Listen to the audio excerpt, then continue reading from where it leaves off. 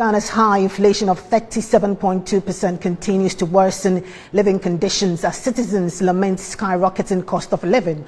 But fraud and security expert Richard Kumado wants government to be concerned about poverty and hunger because that could trigger violence. Jerry Akono has more. Government has conceded that the country's economy is in crisis, yet refuses to accept responsibility for managing the Ghanaian economy. Rather, it points the finger of blame to the COVID-19 pandemic and Russia invasion of Ukraine. Even before the pandemic and Russia invasion of Ukraine, figures from the central bank raised concerns about Ghana's public debt stock, which now stands at 402.4 billion Ghana cedis with a corresponding debt to GDP ratio of 68. Ghana's public debt now stands at 402.4 billion Ghana cedis with a corresponding debt to GDP ratio of 68%. According to October 2022 Bank of Ghana Summary of Economic and Financial Data, Ghana's public debt stock went up by 9 billion Ghana cedis in July 2022 to 402.4 billion Ghana cedis. Fraud and security experts Richard Kumado said government should be concerned about too much public agitations that could trigger violence and low productivity. Number one, prehistorical facts remains the same, just like in economics we say all things being equal.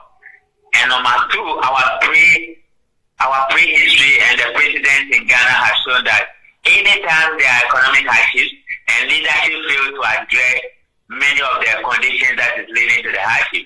One, predominantly, there will be high levels of crime or there will be increase in crime at various levels in various dimensions.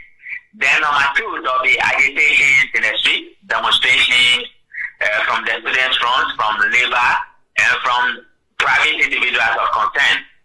Then number three, it could be leading to insecurity in the country. And number four, productivity goes low because there could be layoff of staff because businesses cannot afford to keep many staff. Then number four, lead to depression and health conditions could also be worsening.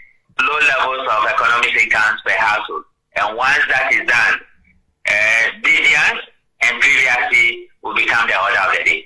Now, number one, government should be concerned about all of them.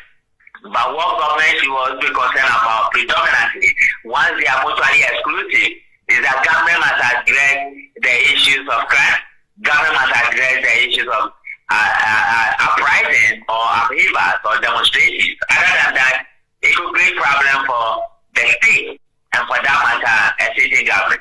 The World Bank has projected 104.6% of debt to GDP ratio in 2022. Reporting for Metro News, Jerry Akono. Security expert Adib Sani joins us on the phone now for a conversation. Good afternoon to you, Adib. Why should government be concerned about poverty and hunger? What can that lead to? All right, thank you. There's a direct correlation between poverty and hunger and, of course, fiscal insecurity.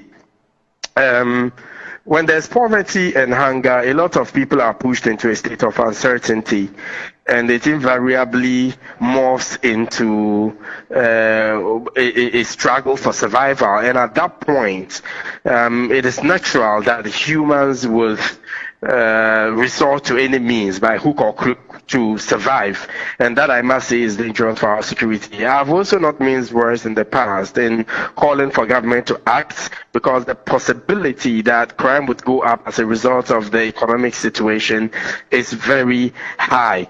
Now we're talking about terrorism and the possibility of terrorists infiltrating the country, but our focus has been very much on the external threats.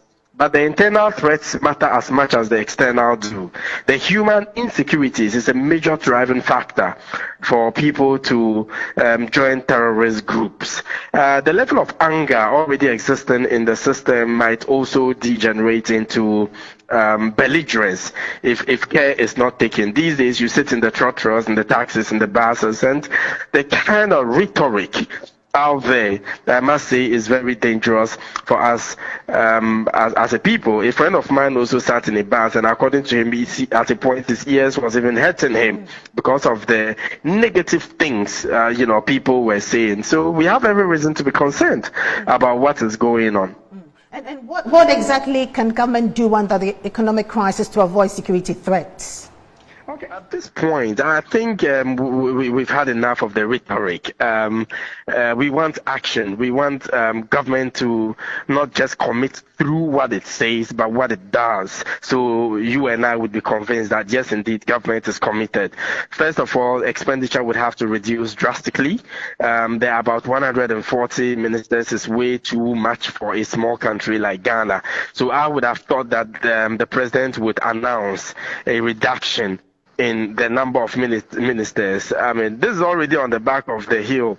The thing is, every government appointee has some benefits. The people pay for everything he or she consumes, including airtime, including the water he drinks. They have V8 at their disposal. They have security 24/7 and all that. So all of this puts pressure on our expenditure. That is why it is important we cut it down. Secondly, I would have thought that the president would listen to the voice of reason. Okay, there was so much anger, so much anger. We almost reached the boiling point. Then the MPs came out to say, hey, we want the president to fire the finance minister and his deputy. Then people calmed down a bit, because at the point people felt nobody was listening to them. But the fact that the MPs came out to talk about that made them feel they are being listened to. But the president's refusal to fire the minister is also creating a lot of anger. So president should take the initiative to fire the minister and his deputy. Mr. Sani, do you think it is becoming too late for government to act, or it is too late? Time is running out. The president had the unique opportunity to turn things around when he spoke to the nation on Sunday. Unfortunately, it's the good old rhetoric, more like a campaign promise, more like, a manifesto. But what we need now is not promises. It's not promising bridges where there are no rivers. It's action. And that is what is lacking at this material point in time. And I must say, things are getting murkier and more dangerous and stickier by the day. Right. Security expert Adib Sani, thank you very much for your time. We very much appreciate your time with us.